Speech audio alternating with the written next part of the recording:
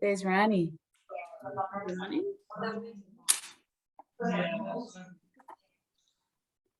That was a whole effort. Well, you're here. Woohoo! Okay, so if I'm not mistaken, we are now live on Facebook. So let's get this panel underway, shall we? I'll ask if you're not speaking, if you could just please mute yourself, that would be perfect, thank you. So good day. It is 4 in the afternoon in Perth, 6:30 in the evening in Adelaide, and 7 in the evening in Sydney and Melbourne. And though distance separates us, we are at the Australian Young Christian Workers Movement. Welcome you all to #BreakBias, a celebration of International Women's Day. We are so excited to be with you tonight.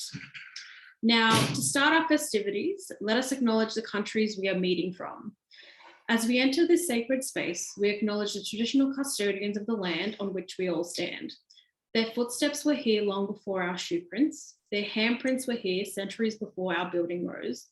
Their hearts loved and broke in this country generations before our violence, settlements, and sorrows. Their cultural authority and traditions were established long before our communities of relationships and leaders came to be. We call upon their spirit ancestors and our own ancestors who have gone to God to be with us as we share, learn, and celebrate together. May we walk gently on this land. We also welcome Christ, who comes to us as a visitor, the stranger, the young worker, the refugee, the asylum seeker, the migrant, and those still offshore awaiting our welcome onshore. Lord Jesus, please fill us with your spirit of love and help us to serve you. In solidarity with our student and worker brothers and sisters, we offer you all our work, study, hopes, struggles, joys, and sorrows. Help us to see the world as you do, to judge with your heart, and to act with strength and courage as we challenge what is wrong. May those who have suffered for what is right and all who have died share the happiness of your kingdom forever. Joseph Cardine, pray for us. Amen. Now, before we begin the panel, we'd like to watch a 4-minute video titled Safety, Respect, and Equity. So Ashish, if you could please share the screen.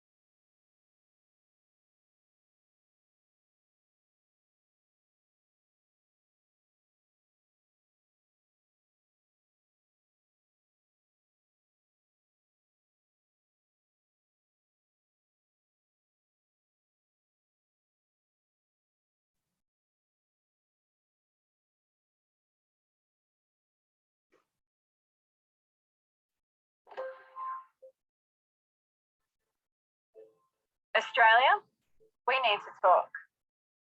2021 was different. It wasn't the first year that women were harassed, Unsafe, violated, dehumanized. ignored, disrespected. It wasn't the first year that women spoke up.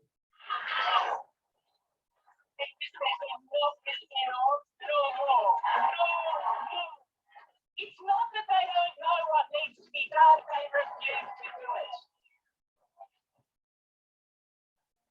Racism, sexism, and discrimination are built into the structures all around us. In homes, in workplaces, everywhere, even in Parliament. An explosive allegation that throws the spotlight on the culture inside Parliament House. But 2021 was different. More Australians started to listen. The more people listened, the more familiar the story became. Women right round the country said, this is my story too. 1 out of every 5 women will be sexually assaulted or raped in their lifetime. If you're a First Nations woman, a woman of colour, A woman living with a disability or are queer, those stats are even worse. the simple truth is I was bullied out of my job. I remember him saying, don't make a sound. Well, hear me now. Using my voice amongst a growing chorus of voices that will not be silenced.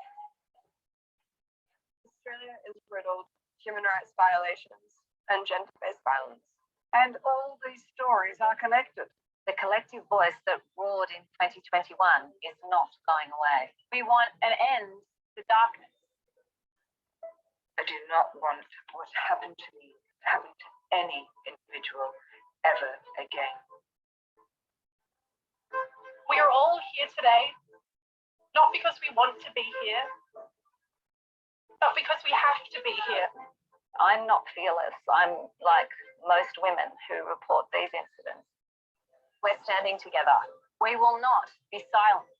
We're tired of empty promises. We can educate the future generations of Australia. And it begins right now. That's a new Paralympic record. When we work together, this movement is unstoppable. We will turn that wave of women's anger into a tsunami of change. No one should underestimate our passion. Let's keep fighting for safety, respect, and equity. Enough is enough. We must act now. Let's make some noise, Australia.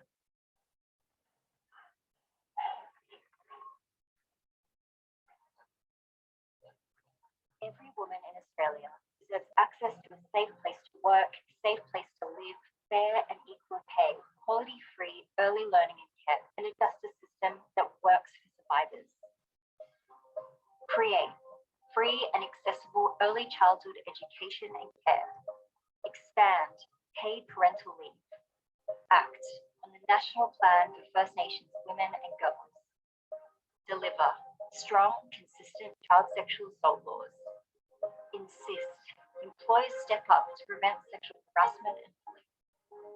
Establish 10 days paid family and domestic violence leave. Support laws to get rid of the gender pay gap.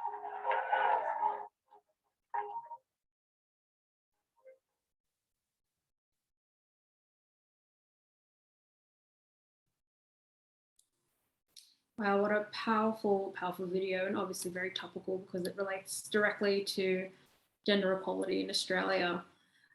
So again, welcome to Breaking the Bias, a celebration of International Women's Day by the Australian and Christian Workers Movement. Tonight, we are welcoming 4 women who live exemplary lives. We will hear a short reflection from each of them in regards to this year's hashtag Break the Bias. And then we will have the opportunity to ask questions in a Q&A portion at the end of the night.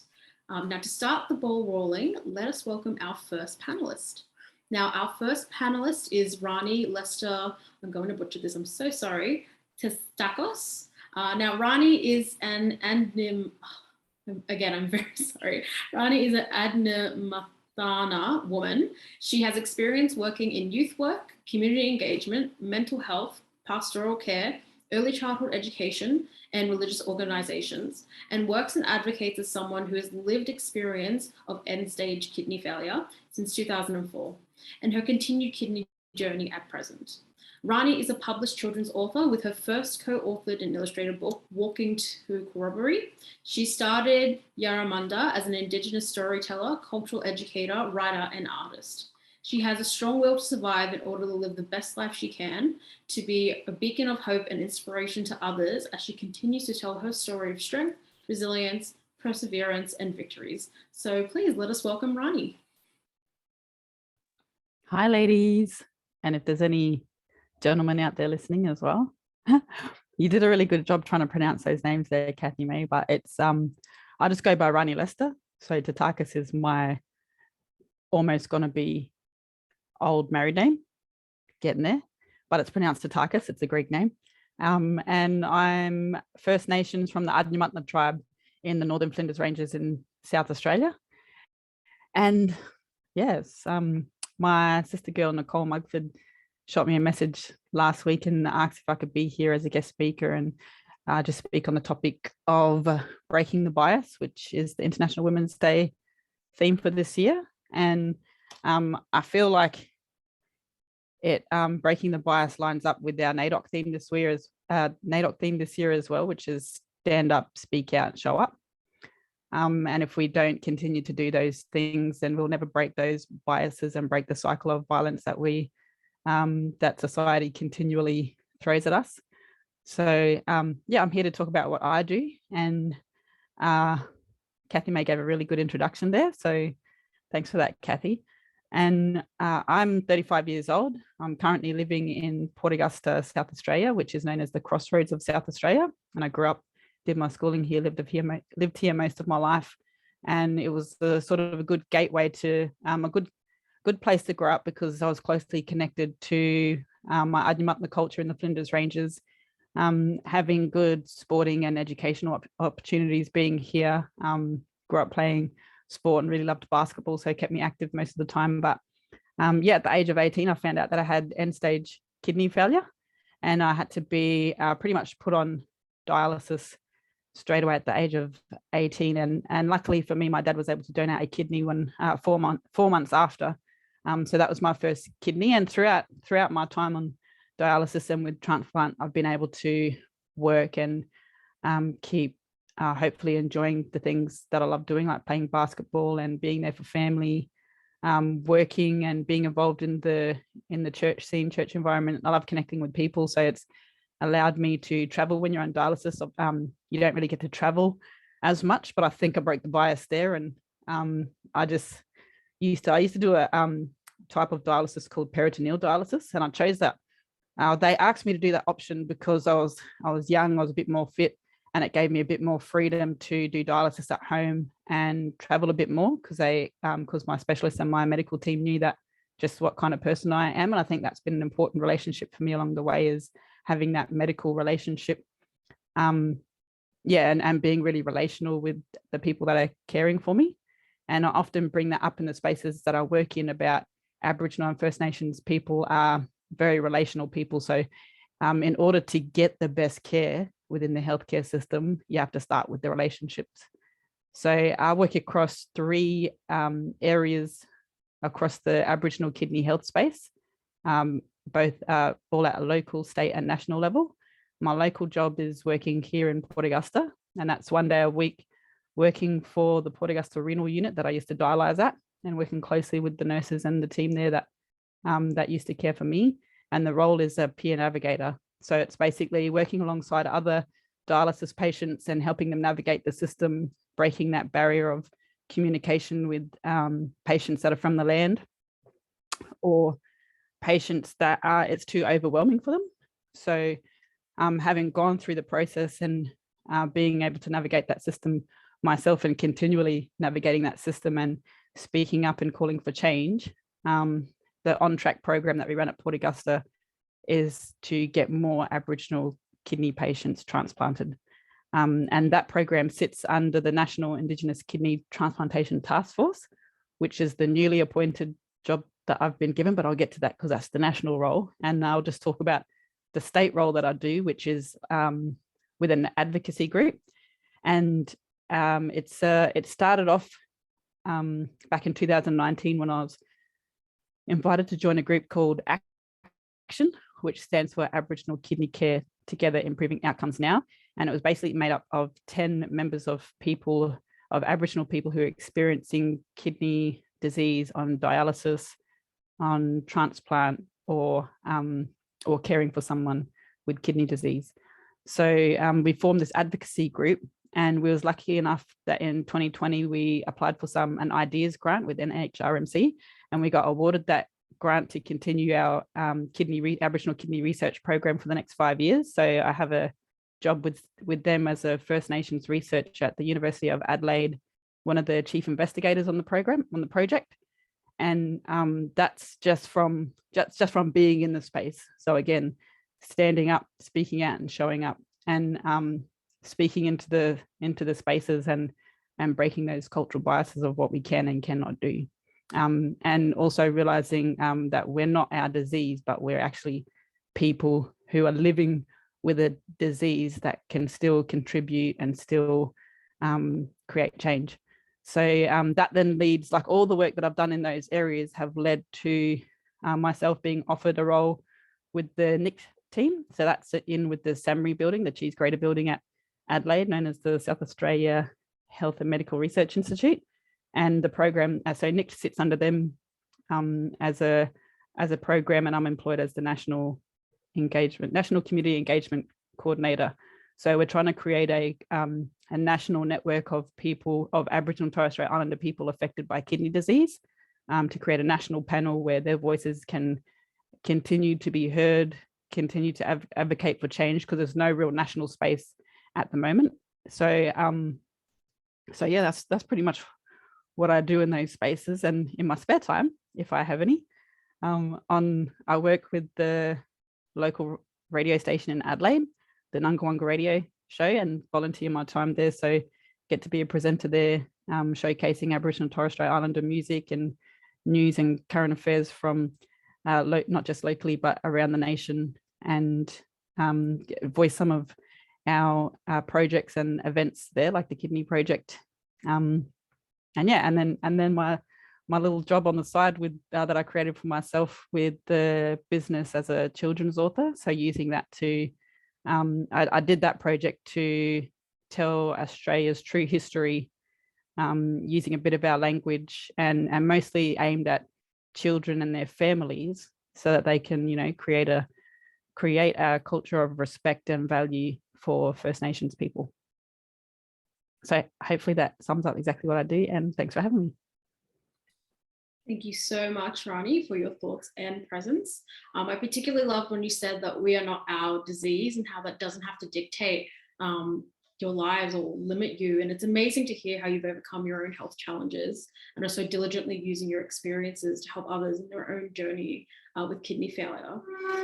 So thank you so much. We'll move on to our next speaker, who is Claire Thomas. Now, Claire Thomas is the manager of the New South Wales School and Community Engagement. Sorry, that's a train. School and Community Engagement for Jesuit Social Service in Western Sydney area, based in Mount Druitt. She's also a mentor for the YCS/YCW movement in Parramatta. Now, she's spent 25 years in Catholic education, youth ministry, social justice, and mission engagement, and she has a master's in theological studies. Claire is the wife to David, mother to Etienne, Xavier, and Luke. She's the owner of a Kuba, an adorable Kelpie cross staffy. Now let's please welcome Claire. Thank you, Kathy, for that introduction.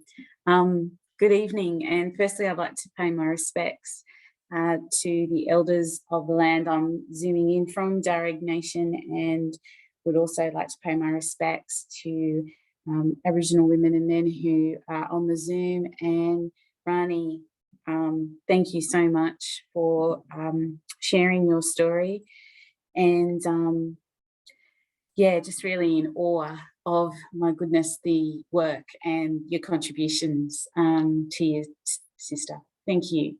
Wow, so here I am sharing some of my reflections with yourselves. And as I was reflecting on the theme of break the bias, what a great theme, particularly in light of the year we've had. And some of my reflections today are around this invitation to challenge the status quo. And, you know, when I look at Grace Tame, Brittany Higgins and that clip, I feel very deeply, and I don't know if anyone saw, I encourage you, if you get a chance, the elder and Principal and Australian Senior Citizen of the Year, Miriam Rose Ungamore, spoke of Didiri, and she said that Didiri, you can see it in all sorts of places online, about this deep inner listening, and it's about really going within. And she spoke just, I think, just before Grace's was announced, and I just remember the room being absolutely still, and Prime Minister Scott Morrison was in the room, and I just remember the gaze she gave Sky, and I just remember that sense of a teaching moment. And when I hear all those women calling forth change, there's something in me, particularly from a Christian context, of the Spirit of God speaking through these great prophets of hope and prophets of change. And I heard, I just heard that sort of metaphor on another forum I was on the other day, Women in the Australian Church, of Grace Tame and Brittany speaking up and out. And that's where I'm going to be just briefly speaking about how I've broken the bias, or trying to break the bias from my cultural and spiritual connections. So I was born in Australia, 1973, golden year I call it, Gough Whitlam, free education.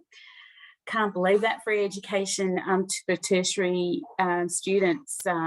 And it was a good year. It was a year that the Opera House was built. And my parents were from Mauritius. And the reason why I just want to mention cultural ties, and I think this is perhaps, and I've noticed a lot of friends through the movement and through wider networks of people of colour, women of colour, that our cultural ties really shape our narrative. Well, it certainly shaped mine. And I had a experience, like, whilst I went back to Mauritius every 2 years, my dad took me, and growing up around my grandmother and my aunties, there was this profound sense of belonging and community and sharing from what we have. And it's within that vein, my eldest sister, I'm one of 4 girls. One of my sisters passed very sadly far too young from diabetes 2 years ago. And my eldest taught all of us, but particularly me, I was 16 years younger than her, about the value of my girlhood.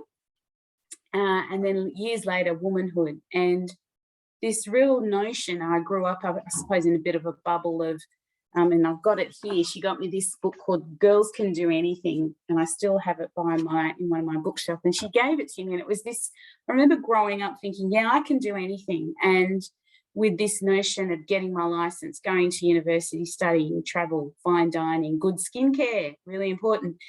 And then having, other influences. My mum was about the art of modelling this, and this is something that is women I've noticed about, this art of balancing work, family. And as my intro, I have 3 teenage boys, a beautiful partner who is just so willing to have that balance. And I think that's really the key thing about when we look at stereotypes and discrimination, and myself included in that, is the fatigue that we come about challenging injustice and discrimination and fighting the good fight, and then feeling exhausted. So I've learnt very early about that importance of nourishing my, my passion and my quest for justice and inclusion. So just as I grew up and gravitating, a bit like Ronnie commented, to communities, churches, workplaces, about speaking up and out on discrimination and when appropriate, because there's also this cultural thing of not speaking out, which I had to really wrestle with. And I think this whole thing of culture, well, I would say discrimination in terms of racial discrimination, and this one particular story that really resonates with me and haunts me from time to time, is that my mum and dad, they were travelling to Australia, and they stopped in South Africa, and it was right in the middle of apartheid. There was a black tap and there was a white tap, and mum drank from the white tap and dad drank from the black tap, and my sisters didn't know what to do. And that image, it just haunts me. And in some ways, I'm often asked myself, how do I speak up and out on the experiences that I see that sometimes tells me to be quiet, which my parents felt at that time they had no choice. So I suppose in terms of my final reflections and points, with 1 minute to wrap up on, is that I suppose these values that I've inherited from my family, and particularly from my spiritual connections, is about the importance of the values of who we want to become, particularly in Australia today. So particularly addressing pay inequities, discrimination, but I'm sure there'll be lots of more time that we can discuss that. But I suppose the question that I'd like to offer to people tonight is that what kind of Australia do we want to become, and how can we engender hope in that narrative as well? So yeah, thanks.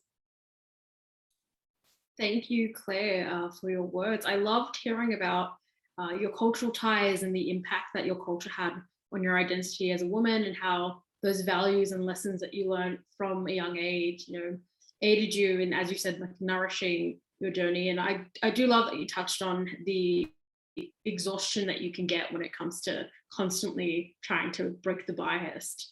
Now, our next panelist is Angela Bradley. Angela started her career in the UK, where she helped to create a sustainable energy division of a major energy company and helped build the first zero carbon village. She would often be just one of a handful of women at energy conferences. Angela moved to Australia 12 years ago and has since shared her skills and knowledge of change and transformation within Australia's energy, telco, and finance industries. Now she's a fierce advocate for creating opportunities for women in her teams at Westpac, and is a mentor to many young women and men looking to pursue promotions or career changes. She is also an active Rotarian, working to change the lives of women, children, and homeless people in Australia and abroad. And she's also on the board of the Station Homeless Centre in Sydney CBD. So please let us welcome Angela. Thank you. Thank you so much. You know how hard it is to follow these two ladies. Thank you. I love listening to your stories. And I hope I can add something a little different. You asked me for a reflection on the theme for International Women's Day this year on breaking the bias. And one of the things that I was thinking was, people can't help but feel safe with others who are just like them. And I feel like it's often human nature. And so we talk about breaking the bias, we have to basically break something that's kept us safe for millennia. And so I know myself, if I surrounded myself with people that were just like me, I would have zero innovation and creativity or ways to solve problems in different ways. I don't want 10 people just like me. I need to work on breaking the bias so that I can have a more rounded experience of life and work and everything. And so for me, diversity is so important, but it is more than just gender. And we have to think about how are our biases in place for things like our backgrounds, our education, our life experiences, our sexuality, race, religion, age. And for me, breaking the bias is about how do we surface up what our biases are in the first place. I try to make sure that I'm responsible for what I can control. And I don't know what the questions are going to be like later, but I wouldn't actually mind other people raising what they think they can control. I can't control someone else's biases, but I can control my own, or I can try. And where I've recruited my own team, I've tried to live and breathe that. And I've had to fight to show others that there's value in diversity. And I've had to, in some cases, nearly get myself fired to employ people that others didn't want in my team. I employed a 70-year-old man from Hong Kong, and this is in Australia, who had the exact skills that I needed, but none of my team wanted me to employ him because he was too old, his name was unpronounceable, and they thought that his English wasn't great. He was my top employee. I absolutely showed them all that by ignoring them and breaking what everyone else's biases were, I could show that I could have a high-performing team. I had an incredible team. But what it helped was to identify what biases you have first. I've been asking people, do you interview people with names you can't pronounce? Do you interview people from the opposite gender or people who are gender neutral?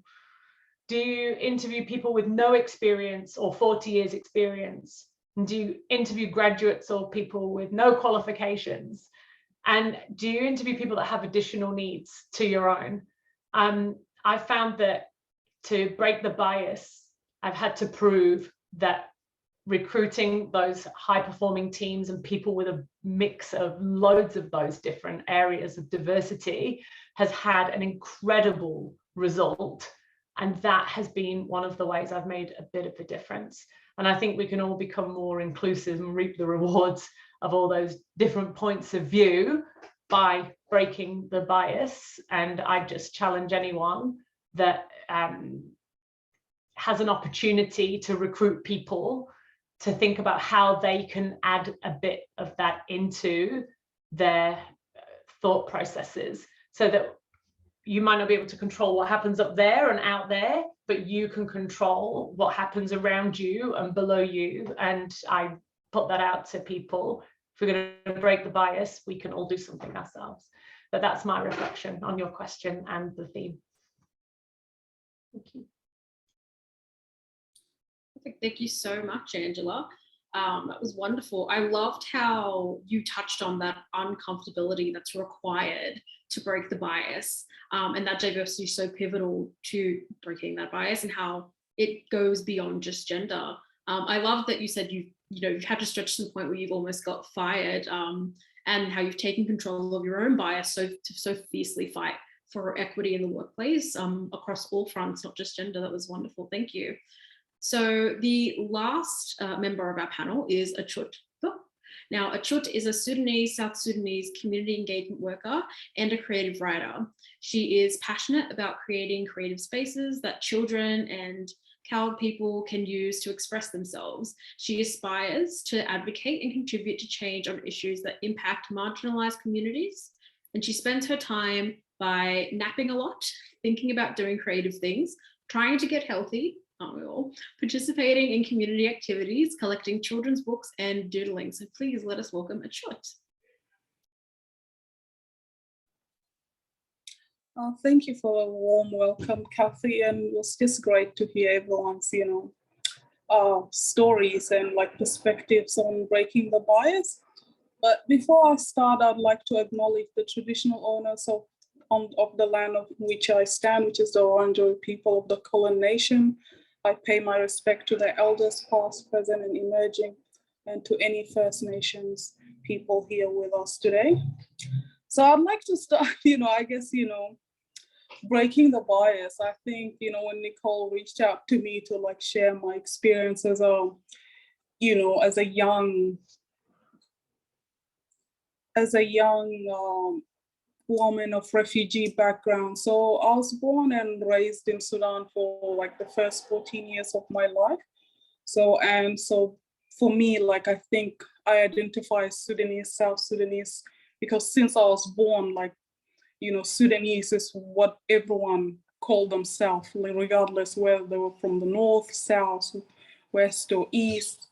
However, like, due to the conflict, a lot of South Sudanese people and Western Sudanese people fled the country because there was like a, targeted genocide towards these ethnic, communities. And to me, I think my experience as a refugee, when I came to Australia, I felt really uncomfortable using that word because I just felt like I did not fit the extreme suffering narrative. I felt like, I'm like, if I call myself as a refugee, I feel like, in a way I'm, and kind of like an imposter in a way, because I felt like, I grew up in a home, I went to school, things like that. I had, my basic needs met, basically. And I just didn't understand how I was a refugee until like I grew up a little bit and just understanding like, kind of like insecurity in the country and a specific group being targeted and kind of not being able to access things later in life. So I feel like I always tell my family that like if I stayed in Sudan like until I was of uni level, I probably would have, felt the discrimination, more intensely. So yeah, for me, like breaking the bias to me means that, to just like, not, because in a way I grew up in I was born in the 90s, like just going back, I'm trying to think like, where should I start? But I grew up in the 90s. So basically, people played in the streets and things like that. Mostly like boys were encouraged to do these things, like, and girls were like kind of encouraged to stay at home. So there was this idea like, this is for boys. Why are you in the street playing soccer and things like that? We did it anyway, but there was kind of like a negative criticism all the time, like, you know, we have to sneak out and things like that. Whereas like parents and uncles and aunties were easy on boys when they were like, you know, go and play in the streets and things like that. But yeah, to me, I feel it's kind of my responsibility to kind of educate parents and people, like, you know, to remove, you know, gender from activities, you know, to kind of like not say like this is for girls, this is for boys, and you know, why are you wearing, you know, a skirt, or why are you playing with utensils. And as someone who's been also an early childhood educator, I've always encouraged, you know, both genders, like, you know, like to play with whatever they, you know, they feel like. And because, you know, there's no specific gender assigned to these things when they were made. And yeah, like I think you know, a lot of my points, you know, as well, like my journey as a woman of color and just someone who of refugee background, you know, I acknowledge that intersectionality kind of plays a part in things. So like not only did, you know, my experience as a refugee impact, you know, my you know, navigating life through Australia, but as well my skin color played a part on that. You know, my English ability played part on that, because when I came to Australia, I spoke, you know, limited basic English, and often, you know, the bias from teachers was that, oh, you can't do this, like, you know, because of the English barrier, I was super tired of hearing that term.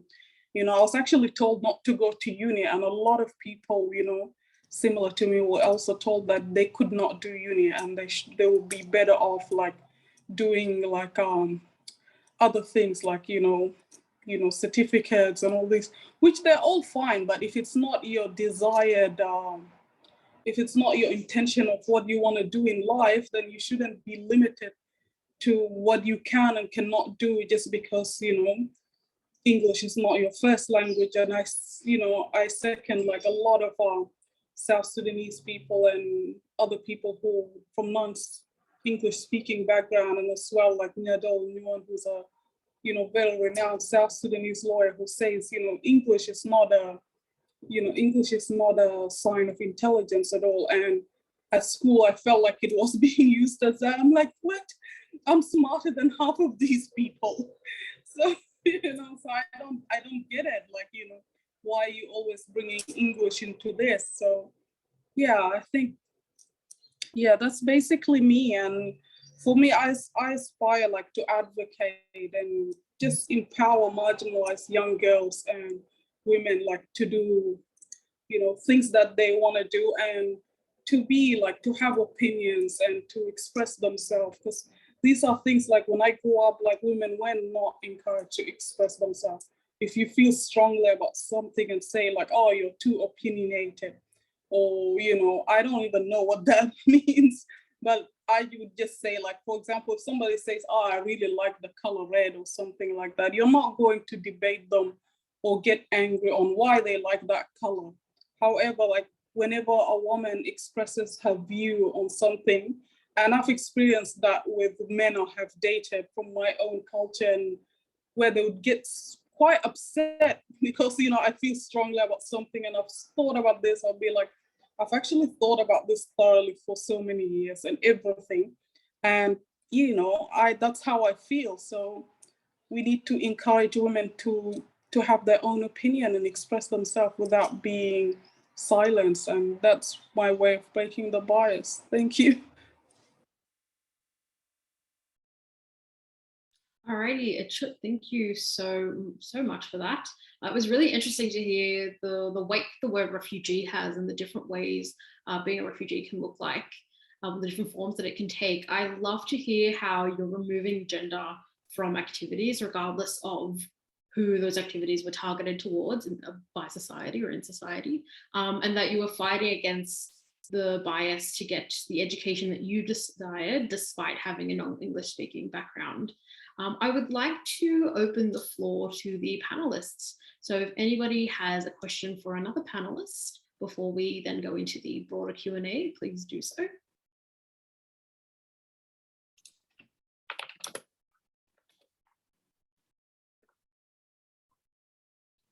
If we don't have questions, we can move along. That's fine as well.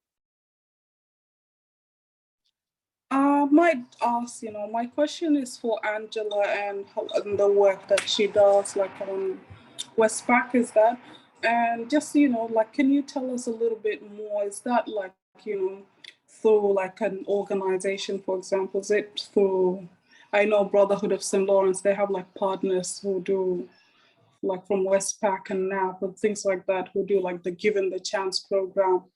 And these programs often exist because there's a barrier to a lot of different communities, particularly like non-speaking English background, asylum seeker who can't access, work. So yeah, my question to you, like, how can someone like, reach out to you if they, if do you do mentoring or things like that, or like, how do you help people get jobs?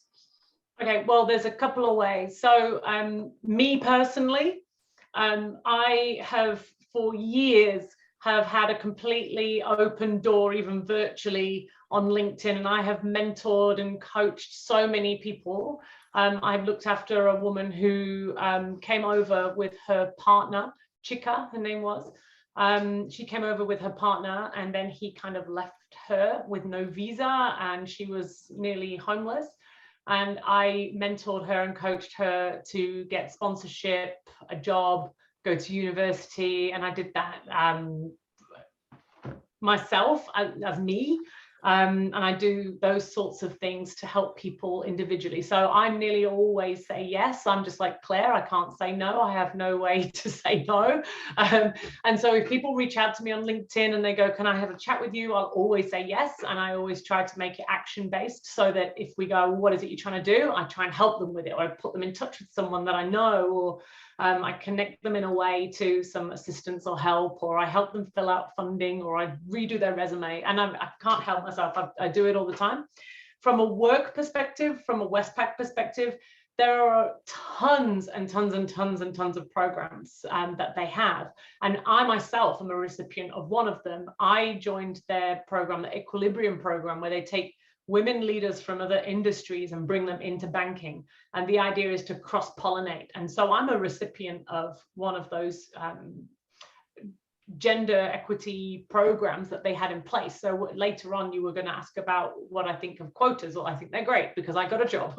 So it has made a big difference. And most of the people, like half the people that I work with and work towards and look up, they're women. And so it's working and it's inspiring to me.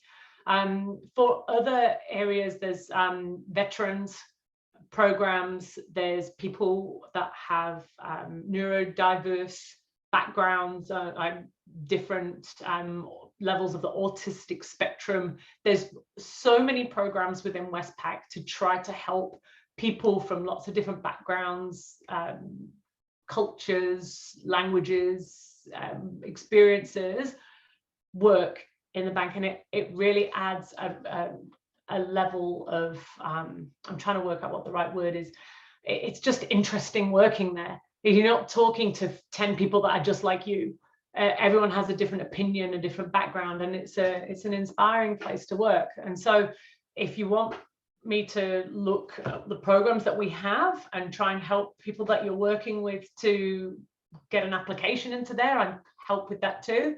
But I'm always open personally just to help people look at what their strengths are and see how we can help them use that and point it towards employers that also accept their strengths. So thank you, Angela. Yeah, that's answered my question pretty much. I think Ronnie has a question as well. Yeah, and this is to the ladies that have spoken, like all of you. So part of the work that we've been doing in the kidney health space is to this Thursday on World Kidney Day, we're releasing our cultural bias report. That's a cultural bias, Indigenous kidney care and kidney transplantation report that's been put together, will be released this Thursday on World Kidney Day at one of the renal units that we've advocated for 2 dialysis chairs at. What I was just sort of wondering, like within the work that you do, is there any type of work around, like have you looked at doing something around cultural bias and and putting together some kind of report around that in the work that you do, only because it comes up all the time in our work, like working with First Nations people and what we're doing in our space and with the kidney health stuff. And like each section includes hi son, just wait out there for a second, I'm talking. Yeah, that's good, I'll come there in a minute. Yeah, so each section includes so there's like 3 sections, and it includes like an introduction to the project, explanation of the term cultural bias as it applies to the area that you're working with, and it explains our methods when conducting our reviews. Section 2 includes a review of the grey literature, so it provides an overview of key programs, cultural bias initiatives that have been undertaken in the kidney care, from kidney transplantation and dialysis to prevention and early detection. Section 3 presents the systematic review of the peer-reviewed literature regarding cultural bias initiatives for Aboriginal and Torres Strait Islander peoples, identified publications that have been analysed using 3 different approaches. And then there's like a 4th section that brings together the synthesis of the kidney-specific and peer-reviewed literature into a wider discussion to create recommendations for future action around, changing the cultural biases. So it's really like we've done so much work around, like, cultural bias has just been such, it's like the word of the flavor of the month or the flavor of the year or something. When you have those keywords that get chucked around every year, cultural bias has been continuously coming up. So, in our spaces with action and kidney groups, like, we're sick of sitting around and doing the talking, that we're just, it's all about action now for us. And because it affects how people get access to care, get access to support services, and also it affects how we build relationships in this country as well. So just food for thought, something to think about. And hopefully I can provide you with a link to that report as well. Maybe in the chat. That would be excellent, Ronnie. And just very helpful to know too around the work around cultural bias. I mean, certainly at Jesuit Social Services, we work in the Northern Territory, and not only through our RAP, but through our Innovate RAP, we've got strategic priorities of, working with local communities, particularly in the justice system. And I don't know if anyone also saw about rheumatoid fever that was on Four Corners. Yeah, I watched that last night. If anyone listening didn't get a chance, please watch it. It was on, you can see it on ABCIB. Yeah, watch it there. And Louise Milligan really brought to attention the systemic racism that led to the demise of 3 Aboriginal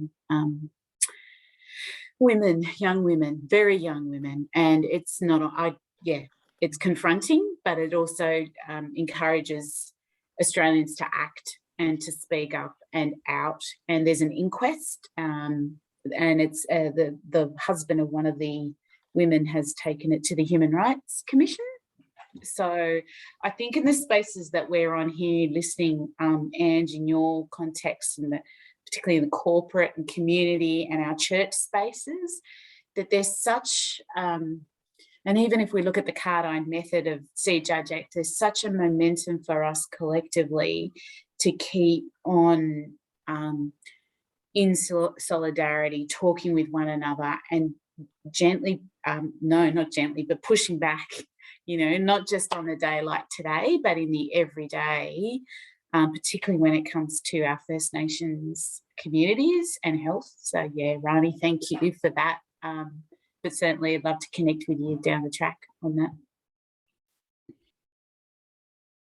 Awesome. Well, thank you all for sharing and asking your questions. I guess we'll move on to, first I'd like to thank, of course, the panelists. We really value your passion and your experience. We hope tonight will be as much of an enlightening experience for you as it has been and will be for us. Now, just a bit of a segue. If you're a young woman in Sydney, you might be interested in joining our Women's Review that meets every month in the Granville House. It is a safe space where women can share and get to know each other's experiences, and you can reach out to the Parramatta AYCW Facebook page for more details. Now, in Adelaide, YCW is having an In Harmony Tai Chi session facilitated by a professional instructor. All ages and skill levels are welcome on Saturdays at Scott's Church in Adelaide. For more information, feel free to reach out to the Adelaide YCW page. Alrighty, the panel is now open to questions from everybody, and I can already see that we've got a few that have been sent to me from our Facebook live stream. So feel free to type some in the chat, in the Facebook live stream, and we will be reading out as many as we can get to.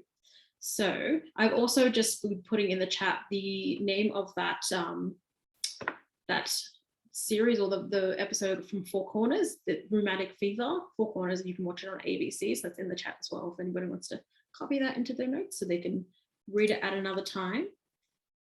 Alrighty, so I've got a few questions here already. So let's just read through those. Now this question is for anyone to answer. Why is it so important for young people to be educated about the intersectionality of gender inequality and equality?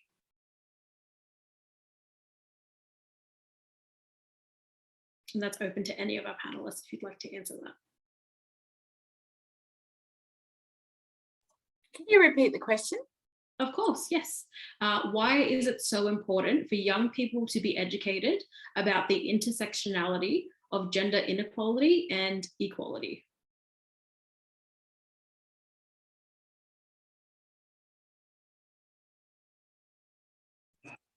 I can have a go at answering, I guess, because for intersectionality, just, basically like different social aspects of your life, affects how you go through life and things that you access. That could be like your class and, area of where you live, your gender, your religion, all these things are your intersectionality. And these causes inequality, while most of the time, people aim for equality, which is, not, it's actually it's not achievable at most of the time. So I think, by giving resources to people who are having disadvantages according to their social statuses. So for example, class or religions, and then just having different resources for different people that impacts, their life. So yeah, I don't know if I answered the question properly, but in my head, I have it all there, but it's just not really coming out. So yeah, I'll let someone else answer, I guess.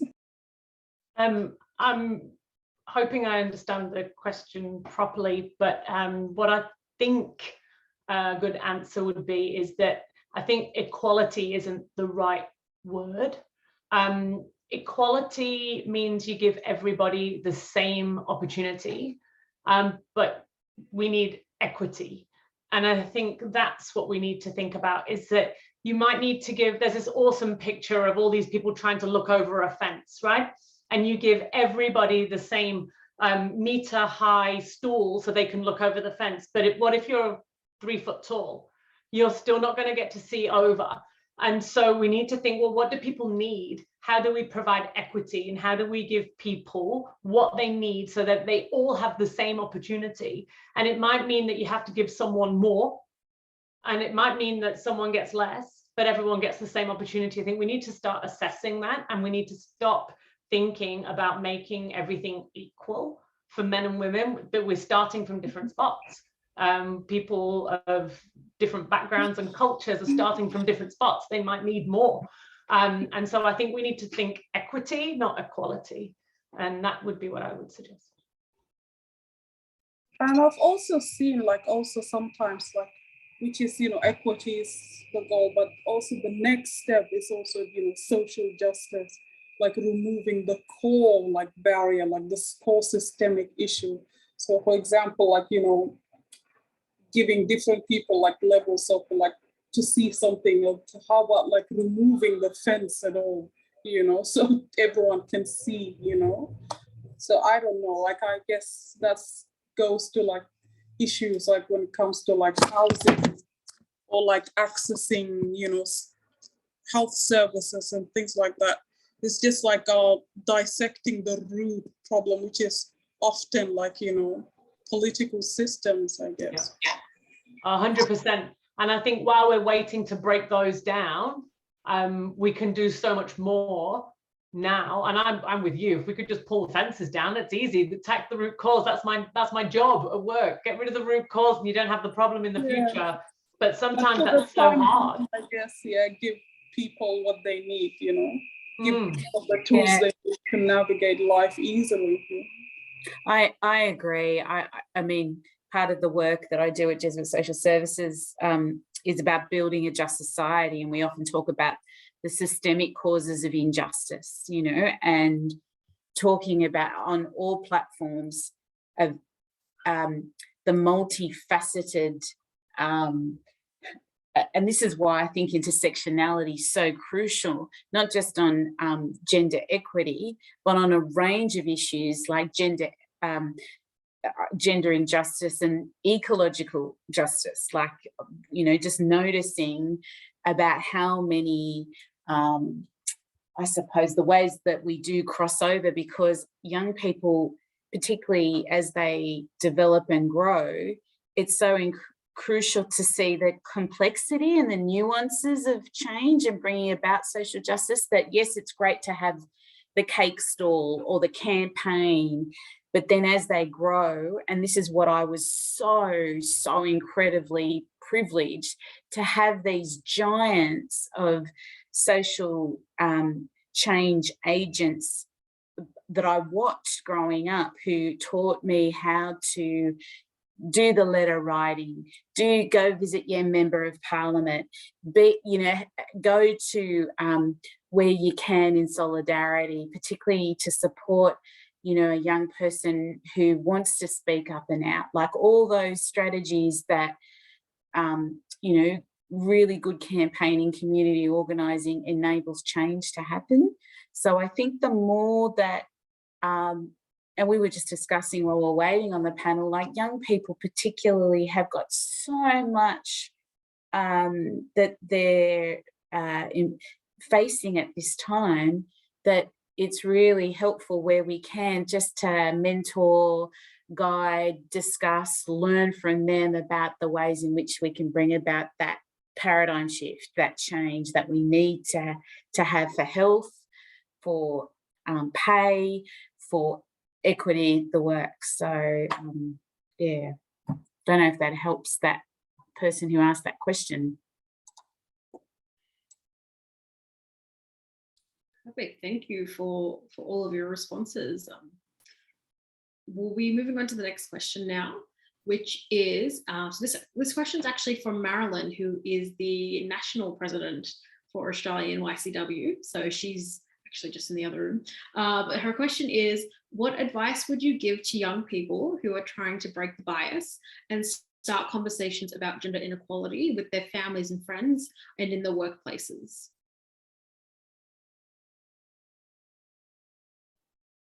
I can start with that one, I guess.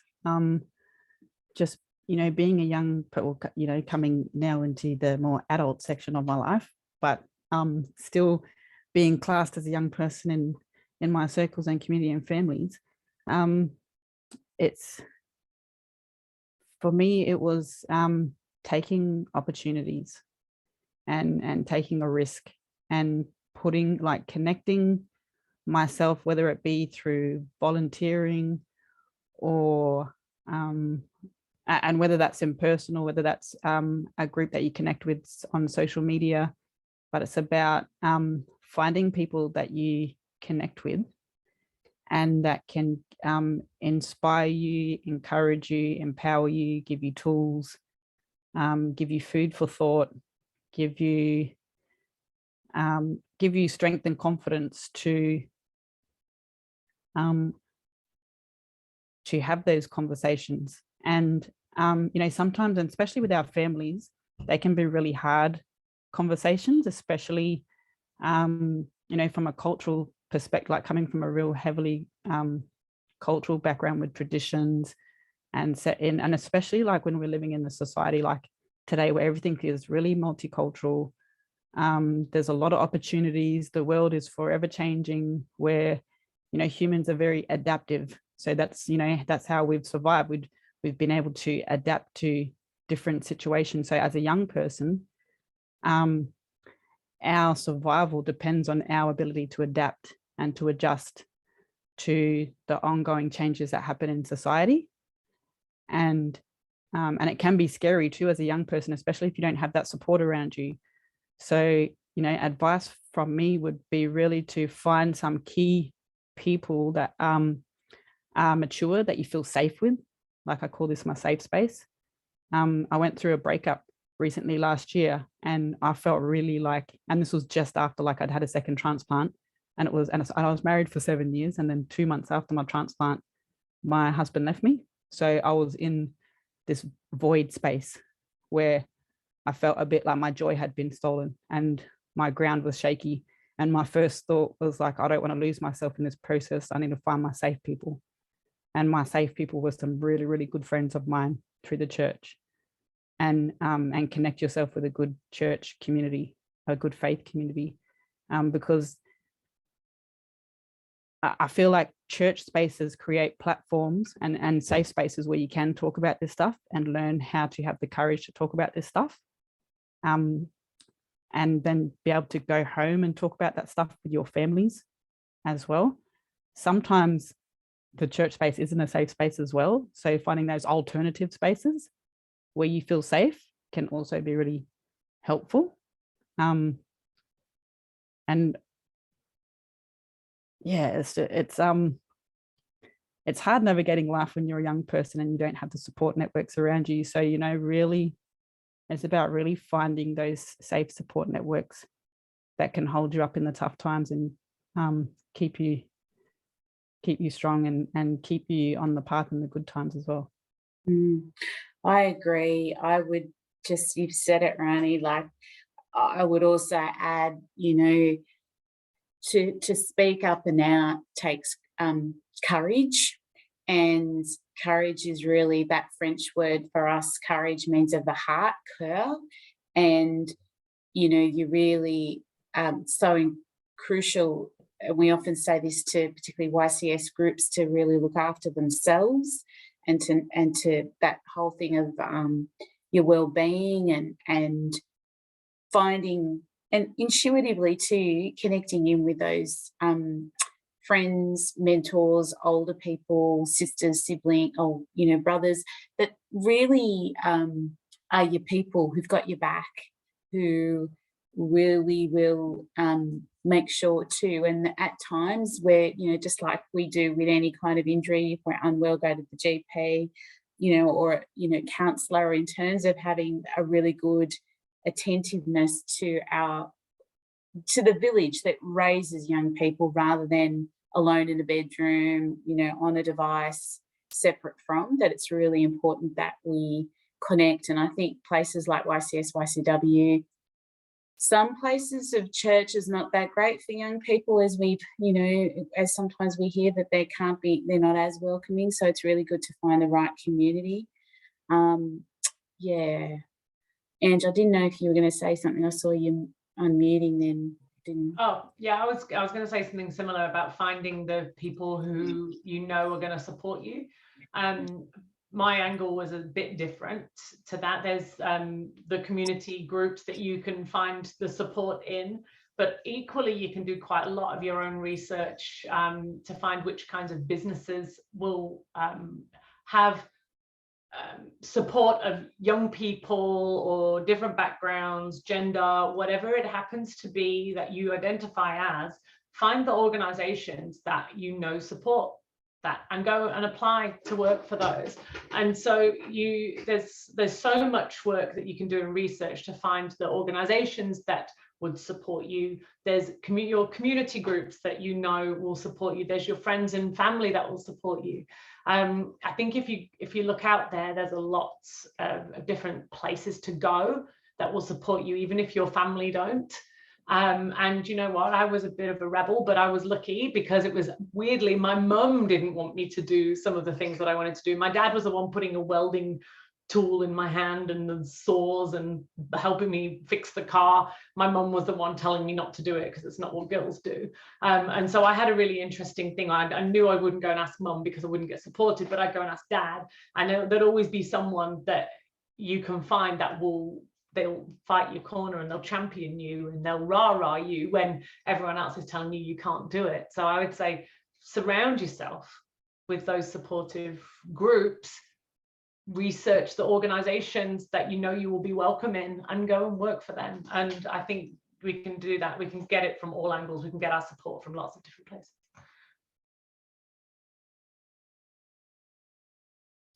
Okay, thank you, everyone. So we've got one last question. This question is actually from Irene, who is another president. She's the president of the Parramatta AYCW. So she asks, what role can men play? Sorry, it's a timer. What role can men play in breaking the bias?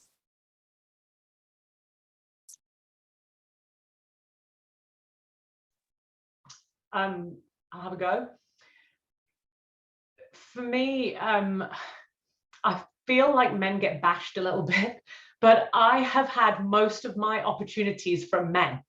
So my dad, senior male leaders who've recognized something in me and they've supported me and sponsored me. I just think we need more of it. And to those people, I mean, oddly, some of the people who've been in my way the most have been more senior women.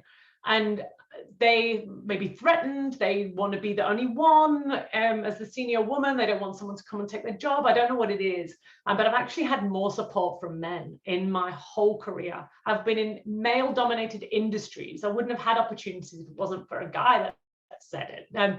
And so it's only now coming into Westpac where half the people above me and around me are women that I'm starting to see that I'm getting support from both. And so for me, it's just all those guys that recognize the strengths in the women or whoever it is that's working around them. They're giving people the opportunities. I know they are. I'm a testament to it. And I think we've got to be careful not to bash the guys and saying they're not supporting us enough, because it's at the moment, most of the women in the positions they're in are probably there because there's men above them. We're only just starting to change that now. And so I just think that guys just keep doing what you're doing and do it faster. And women, when you get a chance, pull another woman up. You know, don't bash them down or try and hold your position as the only female leader or whatever it is. But I just think that guys just need to keep doing what they're doing and do it faster, do it more. I feel like this is where that might play. Oh, sorry, you go, Ashweet. Oh, sorry. You go, sister. Okay. So I was just going to add to that from like kind of, friendship perspective and like social situation, like the home and all these kind of things. So I think the role that men can play in breaking the bias is them calling themselves out or like, correcting themselves out whenever they hear negative words being used towards a woman or like a stereotype being thrown there. Like they can challenge that. What do you mean by that? Oh, I don't find that funny.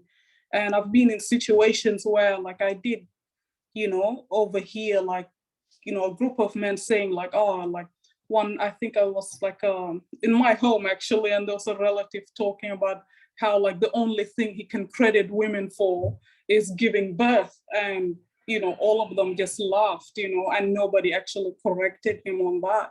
So I think, in situations like that is, correcting and, calling each other out, or if a brother sees that, somebody's not treating their partner well, they could also pull their brother on that and say like, how you're treating her is disrespectful and things like that. And just, these little things, which matter, like, and that's kind of from like a, violence against women perspective, I guess. Yeah, in my situation, like the space that I work in is really top heavy with really strong, empowering women. And we're always saying, where are our men? Like we need men to show up into the space, to not be, to have the hard conversations. Like, conversations are hard, especially when emotions are involved, egos are involved, clash of personalities are involved, and we're calling each other out on our behaviors. And it's just, we need men to be there, whether we're going to clash or not. It's to get through those hard conversations that actually makes us all stronger on the other end. And again, like, I can hear words like equality and equity playing out in my head, because you know, equality for men and women, again, it comes back to equity of, we're looking at who needs what to be able to be in the space, who needs what support to be able to be here, who needs to be encouraged, who needs to be empowered. Women have done it for a long time, so we're sort of like bulldogs now. We're, you know, we've been told we can't do this for so long, we've been told we can't do that. Sit down, shut up, move over, just go to the kitchen, go with the kids. And so we've built that resistance and that perseverance, and now we're in the space and we're doing well in the space, but the space is still missing the power of the man, the strength of the man to stand alongside in a unified front with women, saying, we're all against this, we're all on the same page, we're all speaking the same truth, and we're all supporting each other through it, through the hard stuff. Yeah. Just from a personal experience, like Angie's dad, my dad taught me how to mow the lawn, you know, hammer and nail.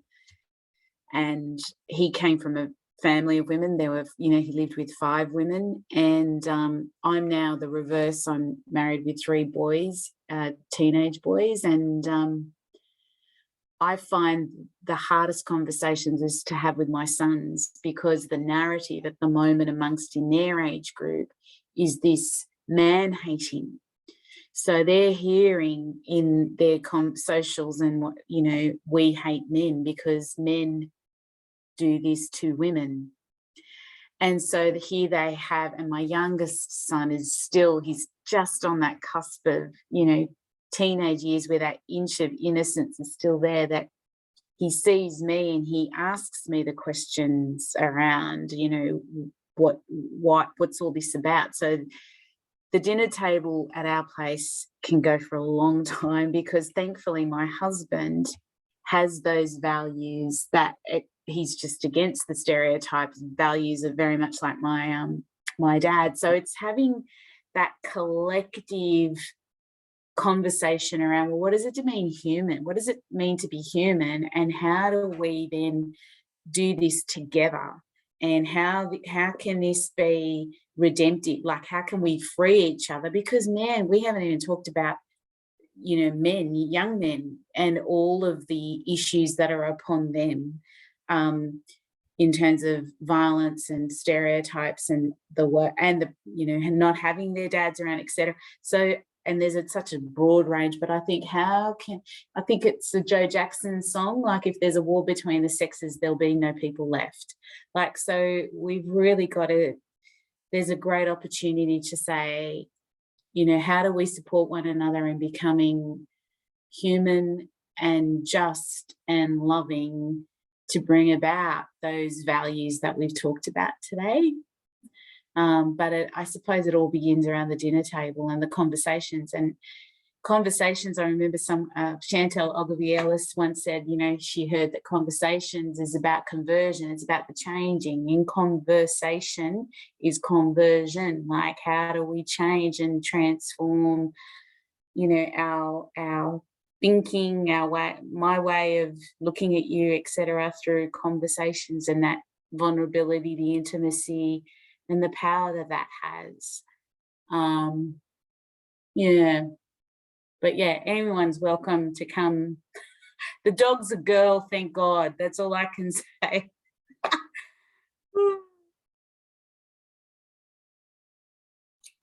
Awesome. Thank you guys so much.